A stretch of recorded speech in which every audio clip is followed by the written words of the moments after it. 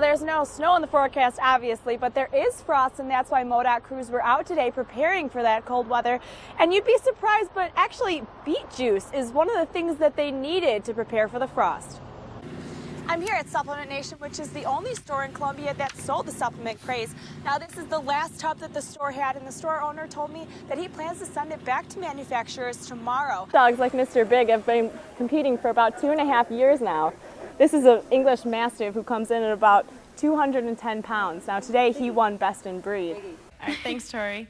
Well, for many Mid-Missouri residents, going green and eating healthy isn't always easy. KMU8's Meredith Albert shows us how some Missourians are doing this without breaking their budget. As you can see, there's still dirt here from where the levee was put in by the levee district prior to the storm. Now, Baumgartner says he was not notified that there would be a dam put in, and the dam is the cause of the water flooding his golf course. I'm here at the north side of Moberly, where this property is located. Now, MFA Oil bought this from the Moberly City Courts. Mamtech used to own this property. I spoke with Tom May from MFA, who says he's not sure what MFA is going to put into the property yet, but he does expect it to bring in a lot of jobs for the community, but they don't have any numbers on that yet. I also spoke with the city manager, who says it's a positive move economically for Moberly, and he's looking forward to see what MFA has to bring. 2 people escaped a fire that started in a Boonville home around 9:30 this morning. Crews are now investigating the cause of the fire. Boone County firefighters responded to a fire at the house on Brushwood Lake Road around 9:30. The fire started in the garage and spread to the attic before crews put it out. The fire cost roughly $50,000 worth of damage. I spoke with a manager here at the local Columbia Red Cross office. He said they sent out a nurse yesterday and a logistics coordinator today to help out in Oklahoma. Much with those temperatures dipping below freezing tonight, but Missourians are going to feel the chill. That's right. KMU8's Christine Roto joins us live where she found out how Boone County is preparing for that chilly weather. Now, there's no snow in the forecast, obviously, but there is frost, and that's why MoDOT crews were out today preparing for that cold weather. And you'd be surprised, but actually beet juice is one of the things that they needed to prepare for the frost. Fall temperatures are closing the door on warm weather.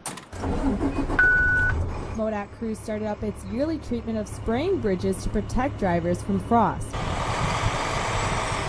This year, the crews used a beet-based treatment. In the past, we used a substance called calcium chloride, which is really harmful to a bridge and really corrosive for the steel on a bridge.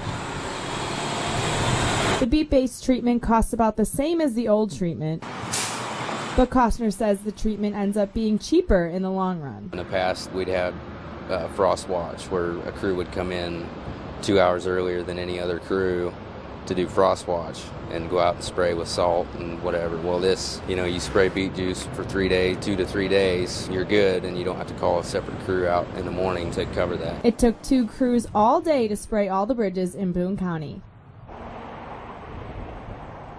Now, this bridge at I-70 in Providence was the last stop today for MoDOT crews in Boone County. They wait until there's a frost advisory before they start treating the bridges. Reporting live from Columbia, Christine Roto, KMU8 News.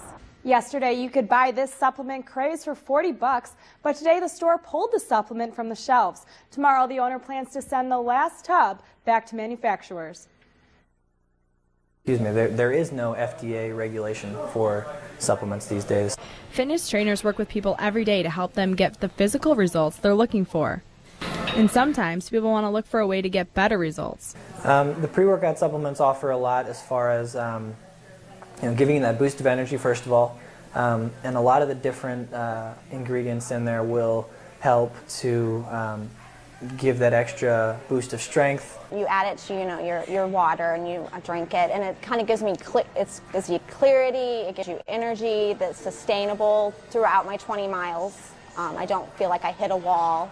But a study found that Craze, a pre-workout supplement, has a meth-like ingredient in it. Similar to this listing of an ingredient right there, but with a different nomenclature, so they actually don't have it listed on the ingredient list. But we're actually going to take a more responsible approach and pull it off the shelves.